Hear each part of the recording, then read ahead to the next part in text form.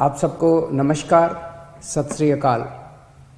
आज पूरा देश देख रहा है, हमारे देश का किसान कड़ी ठंड में रात को आसमान के नीचे खुली सड़क पे सो रहा है।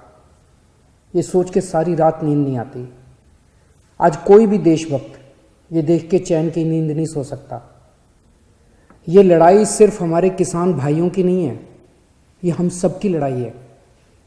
जरा सोचिए, जो 2 वक्त की रोटी हम खाते हैं वो हमारे किसान भाइयों की मेहनत की उगाई हुई होती है। हम सबको इस लड़ाई में अपने किसान भाइयों का साथ देना है। कल पंजाब के मुख्यमंत्री ने मुझ पे आरोप लगाए कि दिल्ली में मैंने ये काले कानून पास कर दिए। इतने नाजुक मौके पे भी इस तरह की गिरी हुई राजनीति कैप्टन साहब कैसे कर सकते हैं? ये तो तीनों केंद्र के कानून हैं। जिस दिन राष्ट्रपति के इन तीनों कानूनों पे दस्तखत हुए थे, उसी दिन ये तीनों कानून पूरे देश में लागू हो गए। अब ये किसी राज्य सरकार के ऊपर नहीं है कि वो इन्हें लागू करेगी या नहीं करेगी। अगर राज्य सरकारों पे होता तो देश भर से किसान केंद्र सरकार से बात करने के लिए दिल्ली क्यों आते? वो अपने अपने राज्य के मुख्यमंत्रियों से मांग करते। ये कानून केंद्र सरकार लाई है और कोई भी राज्य सरकार इन कानूनों को ना तो रोक सकती है और ना पास कर सकती है। अब सवाल ये है कि जब कैप्टन साहब को ये बात पता है तो फिर उन्होंने मुझ पर ये झूठे आरोप क्यों लगाए?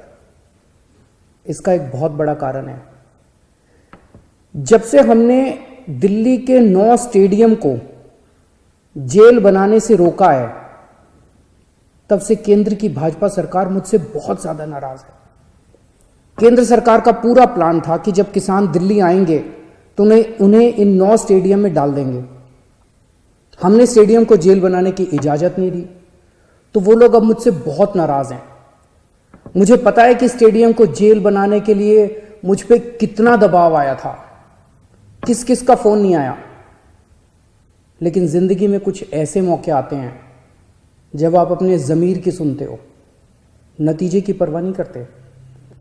कैप्टन साहब, क्या इन्हीं लोगों का आप पे दबाव है जो आप मुझ पे झूठे आरोप लगा रहे हो, मुझे गालियां दे रहे हो, बीजेपी की बोली बोल रहे हो, बीजेपी के साथ ये दोस्ती निभा रहे हो, या कोई दबाव है क्योंकि आपके परिवार पे ईडी के केस चल रहे हैं आजकल और ईडी के नोटिस भी आ रहे हैं आजकल? कैप्टन साहब के पास ये बिल रोकने के कई मौके आए। पंजाब के लोग पूछ रहे हैं कि तब कैप्टन साहब ने इन बिलों को क्यों नहीं रोका? आज से 1.5 साल पहले 2019 में केंद्र सरकार ने ये तीनों काले कानून बनाने के लिए एक कमेटी बनाई थी। उस कमेटी में पता है कौन था? उस कमेटी में कैप्टन साहब थे। कैप्टन साहब, पंजाब के लोग आपसे पूछ रहे हैं कि आपने उस कमेटी में इन काले कानूनों को क्यों नहीं रोका? आपने कमेटी में एक बार भी इन काले कानूनों का विरोध क्यों नहीं किया?